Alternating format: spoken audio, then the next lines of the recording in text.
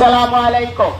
এত দ্বারা সকল বাড়ির মালিকদের জানানো যাচ্ছে যে কর্ণফুলী থানা এলাকায় নতুন কেউ ভোটার, নতুন কেউ ভাড়াটিয়া ভাড়া নিতে আসলে সে ভাড়াটিয়া ভোটার আইডি কার্ড সহ অন্যান্য ডকুমেন্ট আগে থানায় জমা দিতে হবে। কোন নিষিদ্ধ ঘোষিত দলের লোকজনকে বাসা ভাড়া দেওয়া যাবে না। যদি কোনো ভাড়াটিয়া নিষিদ্ধ ঘোষিত দলের হয়ে সন্ত্রাসী কর্মকাণ্ডে আটক হয় তাহলে সেই বাড়ির মালিককে সন্ত্রাসী কর্মকাণ্ডের সহযোগী হিসাবে তাহাকে আটক করা হবে।